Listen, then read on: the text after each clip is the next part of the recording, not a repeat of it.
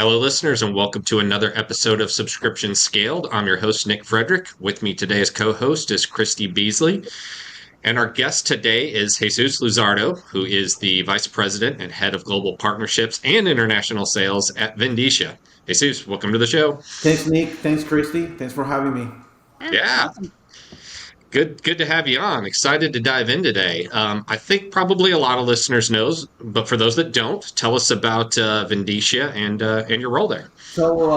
Thanks for having me. I lead the global partnerships and international sales for Vindicia. Vindicia is a SaaS, cloud-based subscription management platform that enables merchants globally to provide any products and services that they want to offer in a subscription-based model. So, in any vertical, any size of merchant, any size, any size of company, any vertical, and really any type of subscriptions where they enable their services and products in a recurring billing model. Yeah.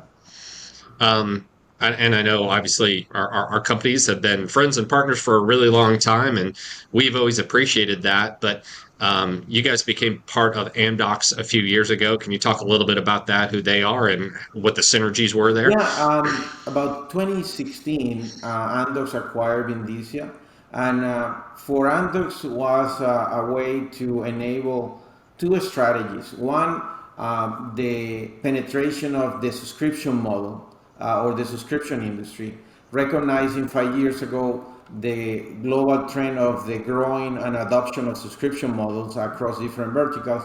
So, and instead of developing those capabilities inside, was about acquiring one of the leaders in the market to jumpstart our presence in the market. And the other part was diversifying beyond telecom media. Amdocs is the global leader Okay. in billing systems for the telecom and media industry, and Vindicia serves subscription companies across many other verticals. So the acquisition of Vindicia was also a way to diversify into other verticals.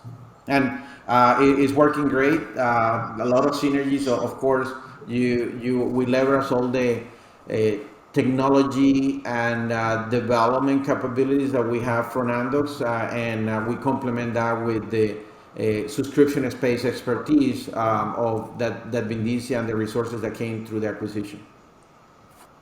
Yeah. What are some of the synergies that you guys have seen there? I mean, there's been a lot of gray area between different verticals of traditional subscription, and I think telecom is even one of them. In a lot of ways, it has been subscription for decades. But what are some of the ways that coming together made sense? Well, that and also we are, you know, expanding the Vindicia capabilities within the platform with additional assets from the Amdocs portfolio. So some of them, Okay. for example, is another platform that Amdocs acquired a few years ago for digital identity. So now is that fully integrated into Okay. now is fully integrated into Vindicia, and our customers can access that capability and contract that capability as well.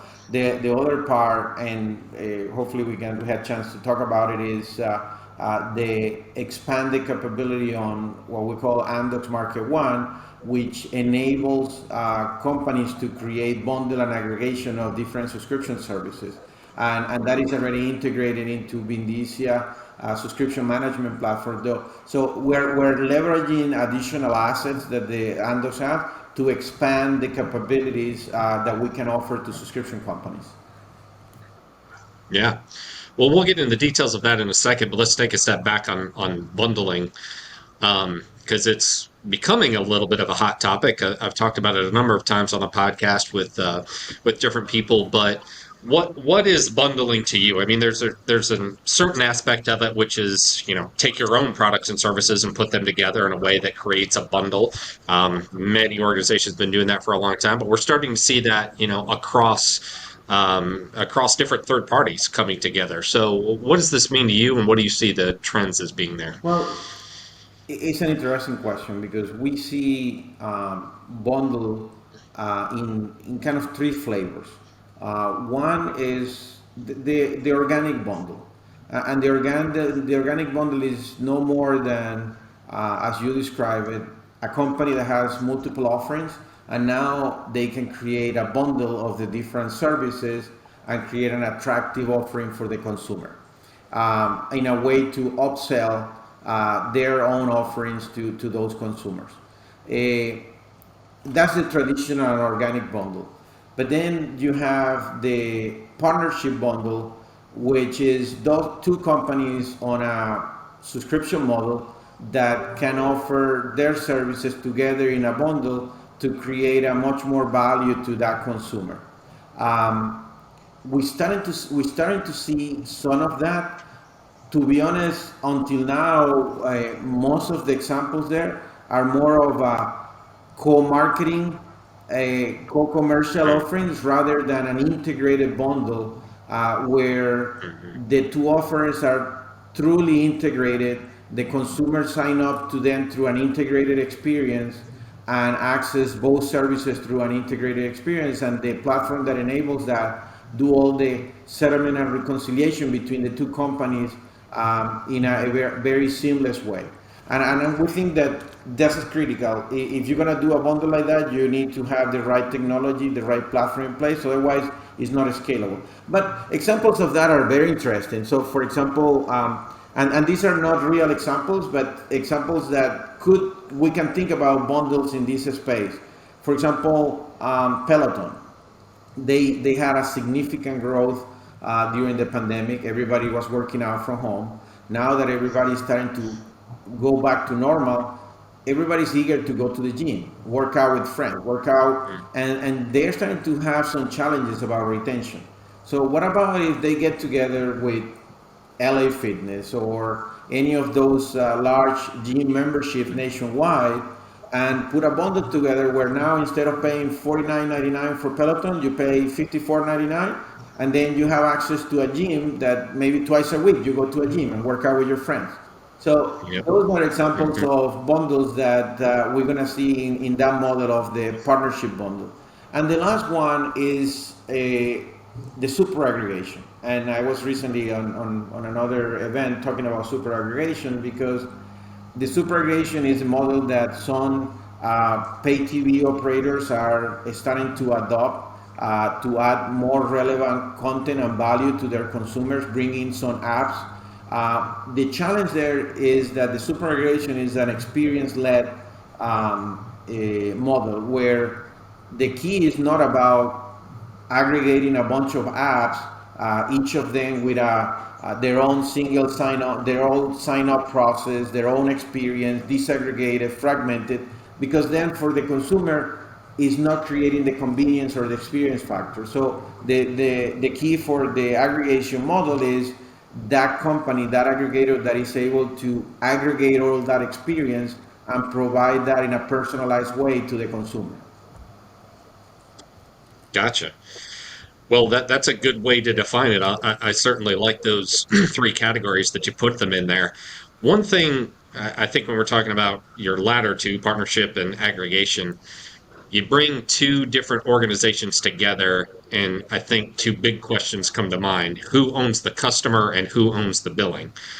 Both of which are both operational and I think philosophical challenges, because you look at a lot of brands that are going direct to consumer these days. This is all about having that direct link to a customer and not having a distributor or some other retailer in the middle of it. So when you start talking about those two concepts, how do you think those ideas play out? Well, that's one of the main roadblocks on the model when you talk about partnerships and bundles, correct?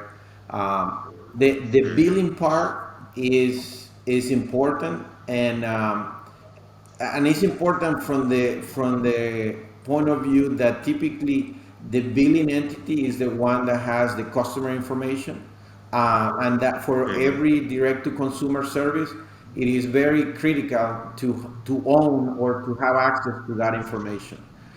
So I think the key part is that one is that there is a commercial agreement on how they can share customer data, the level of data that they're going to agree to share. So both of those organizations benefit from that. Because at the end of the day, if we are partnering on a bundle and I have access to the customer data and you have access to the customer data, we can both improve our own offerings to that consumer and give that consumer additional value. So that's one, the sharing of the data. And the second part, of course, the billing along with the data needs to be seamless in a way that I invoice the customer, but also I have a platform that allows me to do settlement and reconciliation with my partner in an automated way. So my partner feels that it's not a friction process. Yeah, it's a process that doesn't have the friction and that can be scaled, that can be automated, and so on. So you're addressing a very critical point when we talk about partnerships. I know this is just starting to play out, but how are you seeing merchants solve for this, especially you guys being in the middle of a lot of these situations where you maybe have two of your merchants that are trying to come together? Is this two separate billings? Is it someone does the bill and the other gets a commission, or Well, how can this work? on the billing side, I think they again, if they are running on the platform that enables that, the entity offering the bundle is the billing entity, and Okay. it's settled and reconciled with the other entity. So in the example that Hmm. I mentioned before, if Peloton is the one offering the bundle, then Peloton is the billing, and that part I think merchants are solving quite, I think they are addressing that well. I think the challenge primarily is about what additional customer data they share between them, and what are the regulations and limitations they have on sharing customer data with and without the customer consent. So they can really enhance their offerings based on that. And that's the one critical point of negotiations every time that they enter into any of these agreements about the customer data. So when you're looking at an integrated solution like that, what other barriers do you feel like are causing low adaptability? Well, I think the other one is the technical integration, correct? Because for the model to be scalable, you need to have the ability to do this multiple times.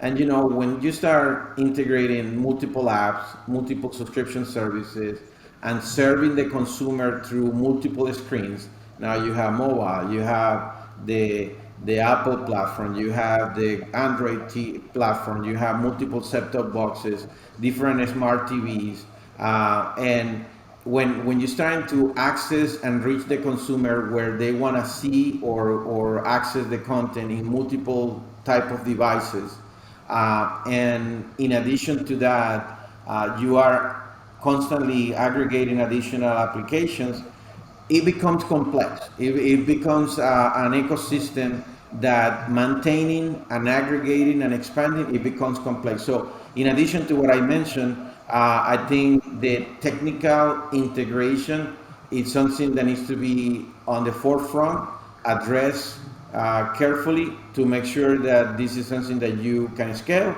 and that you do keeping in mind that for the consumer, all the services needs to be easy to access, easy to discover, easy to use, easy to pay. Yeah. And they want it quickly, right? So that's another thing with your technology stack. You need to be able to turn on what they just purchase in both bundles very Absolutely, quickly. absolutely.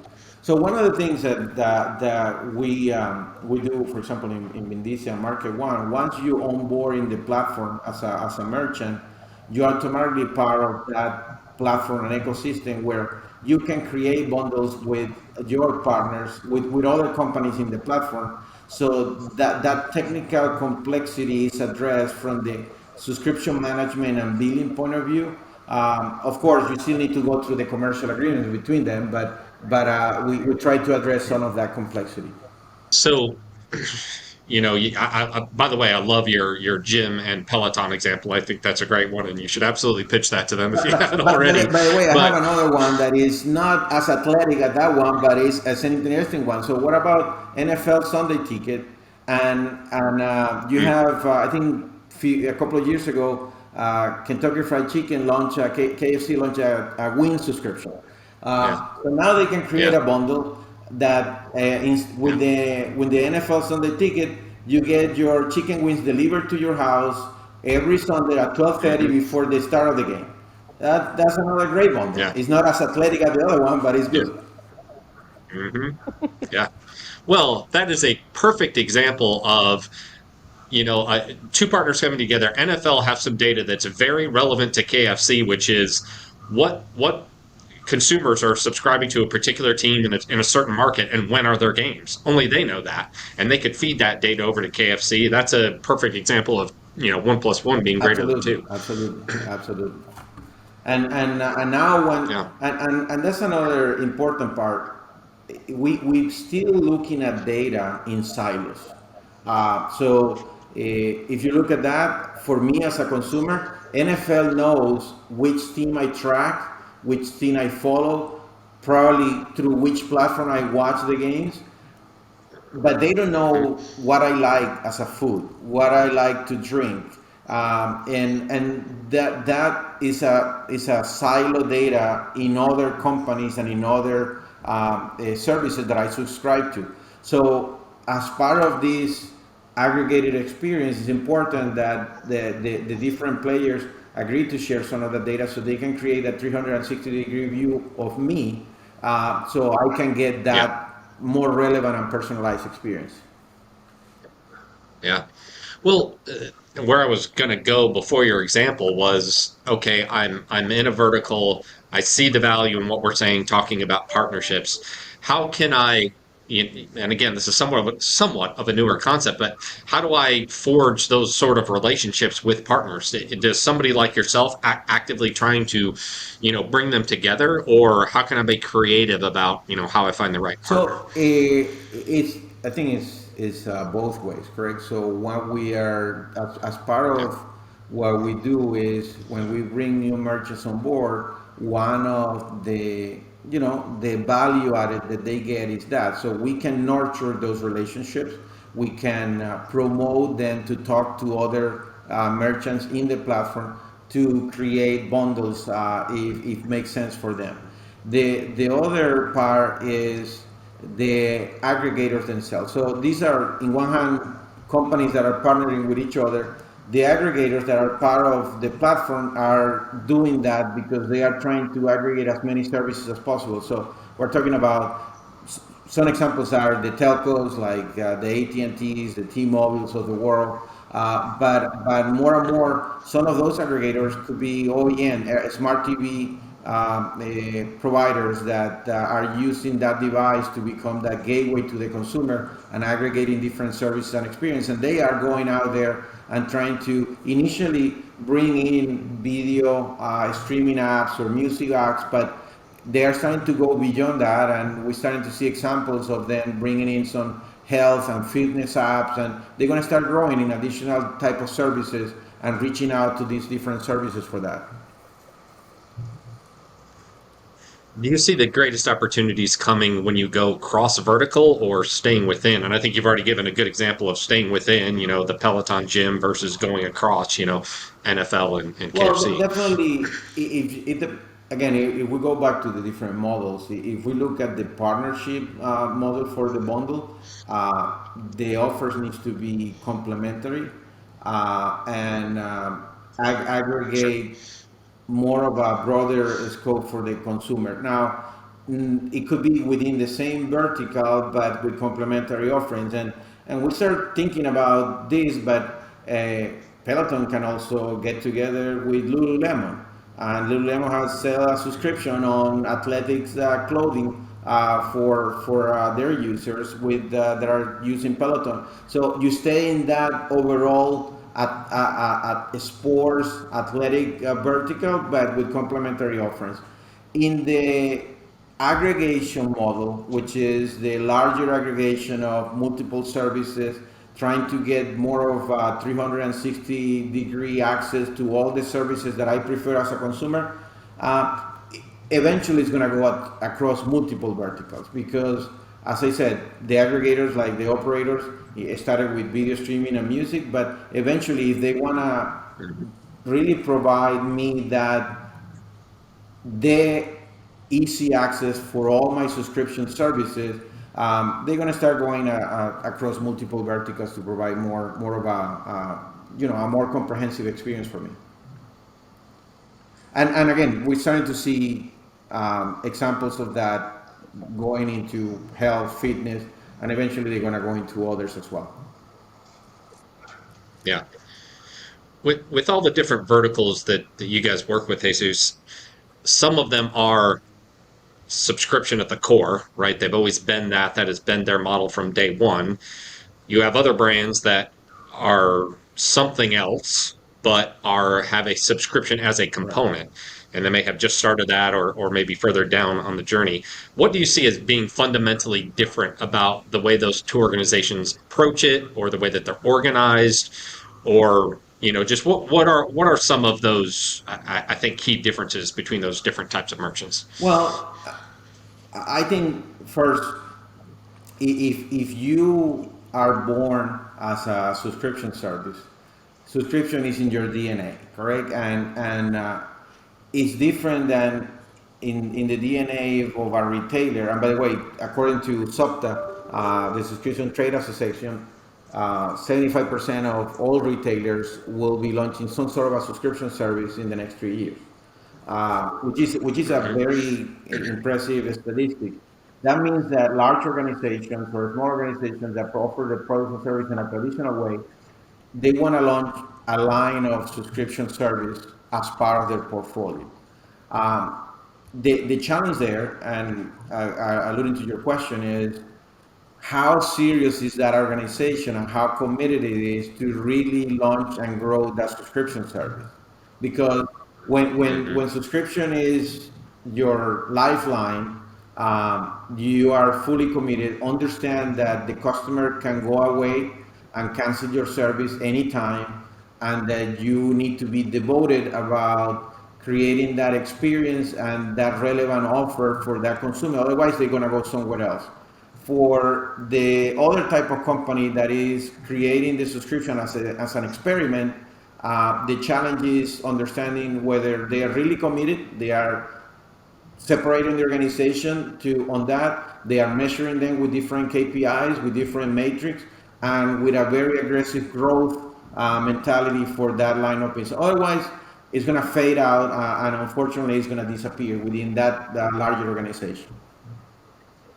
Yeah, But you have that's a very examples. good But in the other perspective. hand, you have great examples in the industry. For example, Adobe. Adobe, several years back, their model was licensing. They decided that they're Mm. gonna change everything to subscriptions. Of course, they took a hit over a couple of years, but they were fully committed. And now the majority of their business is subscription based. So that's an example of an organization that Right. was committed to change their business Hmm. model, and they sustain the commitment, and now is their business model. Yeah, yeah. Microsoft was the Right. same way, right? Who would have ever thought that they were going to stop selling the desktop versions of Office and not make, although maybe make everybody go over to this Office 365 model? I mean, it certainly seemed like cannibalization at the beginning, but now, one of the best strategic decisions they ever Correct, made. correct, correct. And as I said, we have some customers that are large organizations that decided to launch a subscription line of business, and to be honest, they had not been growing that fast because we feel that Hmm. probably they are not as committed to that line of business as they should if they want to grow it. So what do you see them lacking or overlooking when they try to, step into subscriptions? Well, I mean, I think for the most part is uh, probably lacking the understanding what it takes to keep that consumer engaged on continue Mm. using their service and extending that customer life cycle value. Um, an interesting example is the publishing industry, um, digital newspapers, and so on. The newspapers, they have been on the subscription model for years. It's a mature industry. They really understand the subscription model. They started the migration to digital several years back, but even with that understanding, the 50% of the digital newspaper subscriptions in the US are basically churned in the first 4 months of the subscription. So imagine that even if your cost of acquisition is low, 4 months after you are losing that subscriber. And it's a challenge. Hmm. And the challenge Yeah. is in that particular case most likely is around content. I sign up to this newspaper because I was interested in a news story, sign up to that, I follow that through, but unless I continue to see interesting and relevant content for me, I'm gonna drop and I'm gonna find another publication that fills my information needs 4 months down the road. So one of the terms that we're hearing more in the industry is the the ability to provide a very good experience to what they call, or what we call in the industry, the serial subscriber. The serial subscriber is the subscriber that sign up to HBO Max because there is a new season of Game of Thrones. But once the season is done, they cancel the subscription because they want to spend those $10 probably in a subscription for billions in Showtime or Cinemax. Yeah, Showtime, Showtime. right? It's Showtime. But I watch but it. It's but Showtime. once that the new season of Billions is gone, they rotate. So the ability Yeah. the term now is if you serve well those serial subscribers. So, for example, they had a great experience with you when they were watching Game of Thrones. Hmm. When they have Yeah. another need for content that you provide, they will come back. They will come back to you because they had a good experience with your subscription, and that seasonality and that serial behavior is something that can help some of these subscription companies. Yeah. I think in the almost 20 years that I've been around subscriptions, we have gone from the evolution of set it and forget it, right? Sign them up and just pray that they don't cancel, to the age of engagement, which is continuously deliver value so that they remain a customer of yours. And in doing that, this focus on engagement, the most successful ones have been the ones that have focused on that. So what are some ways that you can do that, and maybe an area to explore is different revenue models, right? Instead of just the subscription wait until they cancel, pauses, usage-based models, maybe even positive option subscriptions that make sure asks that they're still getting value before starting the next term. What options do you see that merchants have? One of the biggest uh, requests from consumers over the last few years has been the ability to cancel or pause subscription. So we enable our merchants Yeah. to do that, and it's important because the onboarding and sign up process needs to be as seamless as your cancellation process. If you make it Hmm. convoluted for them to cancel, they will never come back to you. You need to make it easy Hmm. for them to cancel because your way to retain that consumer shouldn't be making a convoluted cancellation process. It should be providing the relevant service or content for them.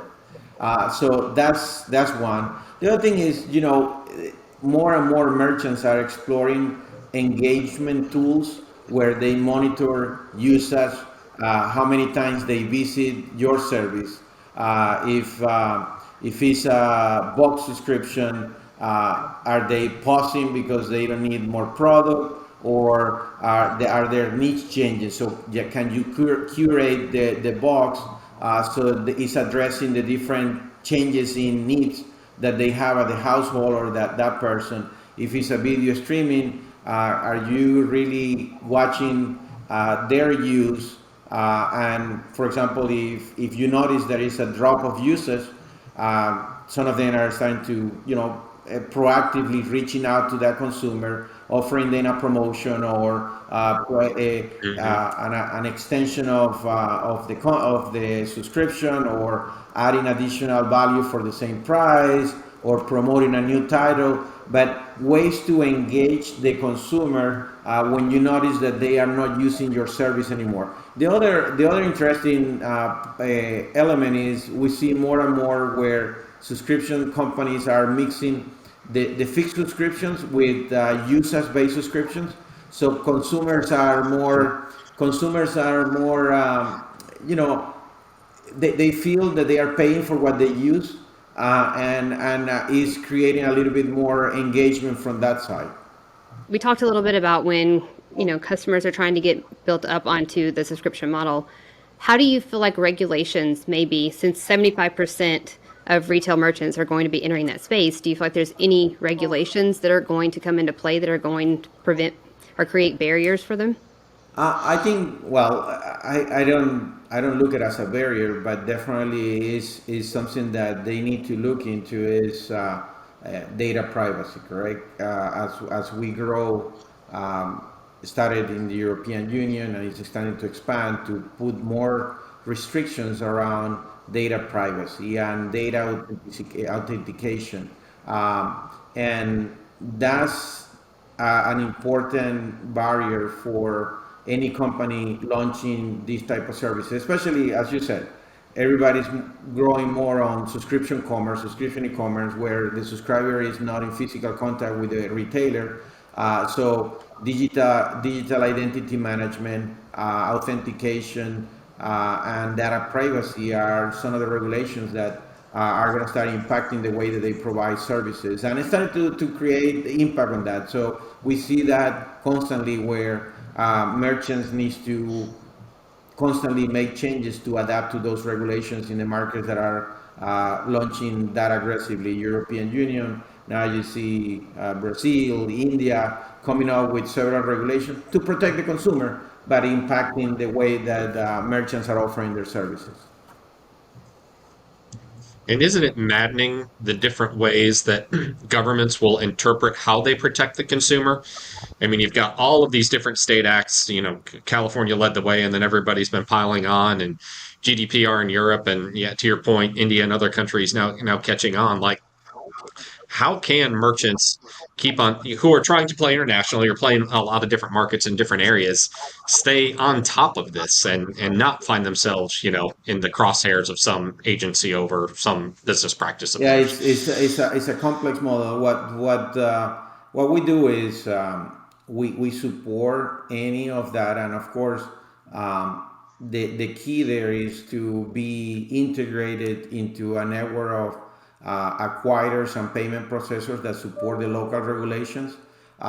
So the merchant, from that perspective, is protected because the local legs into accessing the payment of the consumer and so on are compliant with those regulations. So that global payment ecosystem is critical for them to help in managing those processes. And it's a factor that, quite honestly, has been impacting some companies to expand globally. Some of them are, Hmm. thinking too much whether they should expand to certain markets, because the complexities and the costs involved on maintaining those regulations is going to imply into their model. So it's something that we need to watch closely. When merchants are looking to go into those foreign markets, this, I'm being a little bit facetious here because we've worked with you guys quite a bit in some of these areas, but we've seen the complexity that is involved in launching in a new market, even for a service provider like Vindicia, who's experts at it. As are we. Is it therefore more important to partner with somebody as you do that, or do you think they can successfully go it alone? Well, I mean, first it depends on the subscription, correct? If it's fully digital, um, you can Okay. go alone, but you require of course, the integrated payment network to be able to capture subscription payments from your consumers there. And the key there Hmm. is, as you move international, as you know, Nick and Christy, is that the acceptance of credit cards significantly reduces as you go into emerging markets. And for merchant, the first merchant needs to be able to accept payments in different alternative payment methods, wallets, cash, and that's gonna grow and grow as they go international. So they need to modify and be able to accept different and alternative payment methods for their subscriptions. And to be able to keep up with the local regulations, it's important that they are connected to a payments network that is fully compliant with that for consumer onboarding and consumer payment. Um, but I think that's the key part for them, understanding that, and also of course, it's not only about that, but it's also about taxation. So you need to be able to address local taxation for your services. We work with partners that have global coverage around taxations that are pre-integrated to our platform. So that part is well covered. But that's another part of merchants when they are going international about how they go about it. Of course, again, that's pure digital services. When you talk about physical goods, it's a totally different story because you need to involve this physical delivery, and then definitely you need local partnerships to be able to expand internationally with physical goods type of subscription. Are there any markets in particular that come to mind that you feel like are just ripe for subscription, have the right type of consumer, the right maybe payments infrastructure that more subscription merchants should be No, exploring? this is something that we constantly monitor. We we see that. So, for example, if you look at APAC, Middle East and Africa, Latin America, eh, video streaming, music type of subscriptions are growing very fast. So those are elements, subscription models that are growing very fast there. Insurance is starting to grow fast in Asia Pacific and in some areas in Middle East and Africa with micro insurance offerings. Um, Europe is starting to grow across multiple verticals, including physical goods. As you know, the box subscriptions in the U.S. is growing very fast, and now Western Europe is starting to grow as well. One interesting vertical that we're monitoring is the car industry, because the car industry migrated from selling cars to financing cars to leasing cars, and now more and more we talk to financial institutions, lenders, and they are looking at, instead of leasing, offering subscriptions. So we have a limited set of car subscriptions in North America and in Europe, primarily driven by the car manufacturers. But we're gonna see probably an evolution where financial institutions, the lenders, are gonna offer subscriptions rather than financing or leasing. Interesting. It seems like almost every manufacturer tried that in the US over the past few years, and some spun up and others have already spun down. And I attribute that to we've had this very robust financing and leasing market in the U.S. for a really long time, but it seems like in other countries and areas where they're not as accustomed to that, that this might be an offering that makes sense from the get-go, as an initial offering Correct, into those correct, markets. correct. So we're monitoring that closely because it's evolving, and we think it's going to grow, but we're still monitoring the developments in the different markets with that. So switching topics just a little bit, one thing that I know that you guys have dealt with a lot is keeping a customer and then handling like retries in a creative way to be able to collect payments. Any information that you could share there for people that are in the subscription, new to the subscription business, Well, look, I recommendations? mean, according to Visa, 23.5% of the recurrent payments fail every year. Imagine that. I don't have the figures in billions or trillions of dollars, but it's a lot of money that is left on the table on subscriptions recurrent payments that fail for multiple reasons. Now, for merchants, that depend on that recurrent subscription. And now think about this publisher that is experiencing 50% churn after 4 months. In addition to that, that voluntary churn, if you add the failed payment, that's catastrophic for a business. So what we provide is for merchants that after they do their retry attempts and they have a portion of their payments that terminally fail, we provide a service called Vindicia Retain where we help them heal those transactions. We apply our proprietary algorithms and techniques and machine learning, AI based, to represent those transactions. And in average, we recover between 15 to 50% of those failed payments. It depends, it varies, depends on the sophistication of the retry logic they already have, and that's why the wide range. But in average, 15 to 50%.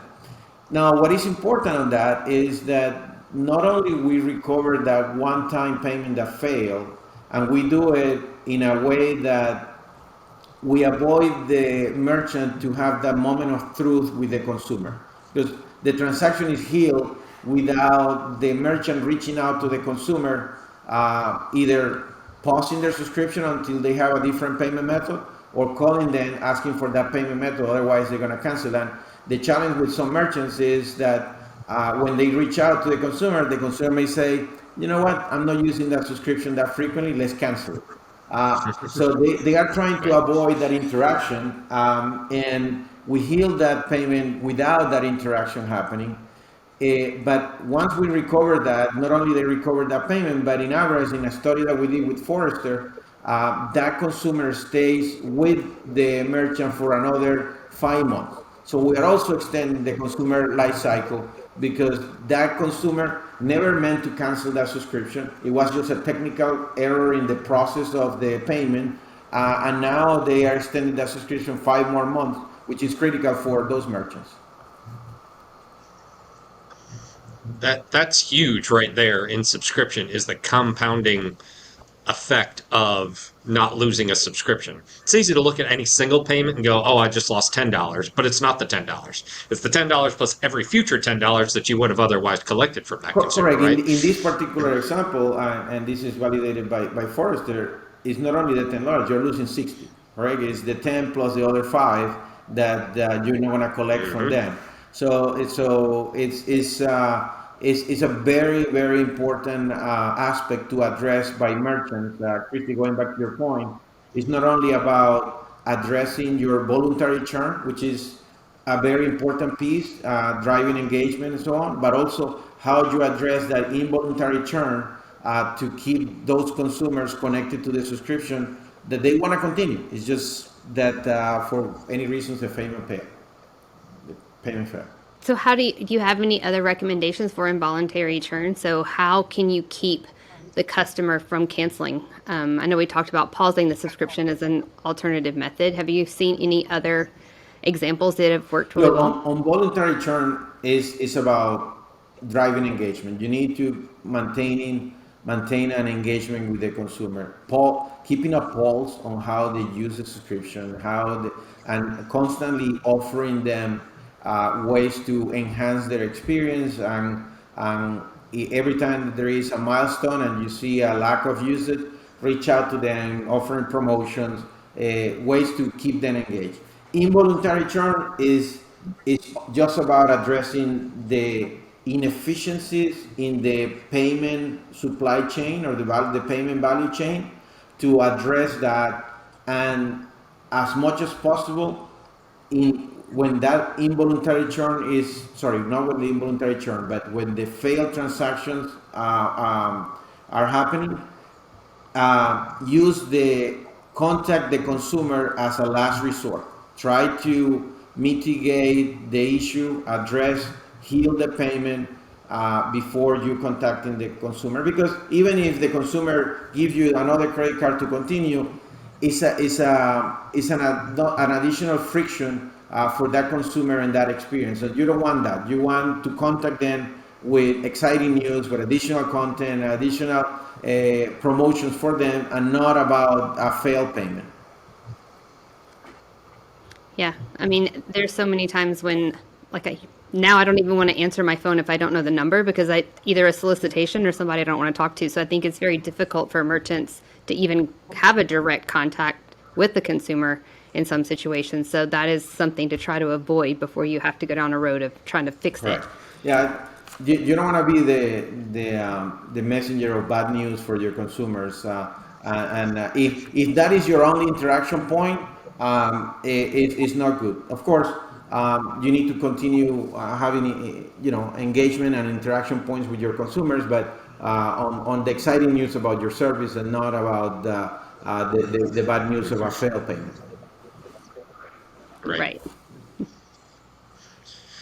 Well, Jesus, I know we don't want to take up all of your day. I think we could probably keep going here for quite a bit. But if any of the listeners today have questions about anything that we've talked about, want to get in contact with you or learn more about Vindicia, where should they Well, go? I mean, definitely they can access our website, correct? It's www.vindicia, Vindicia.com. Or you can send me an email, Luzardo, Luzardo, at Vindicia.com. And we will be happy to help. Awesome. Thanks, Nick and Christy. Well, thanks so much for coming No, on today. sorry. Thanks, Nick and Yeah, Christy, I really enjoyed the for having me conversation. today. It was a great chat, great conversation. Yeah, definitely enjoyed it. Great chatting with you. Take care.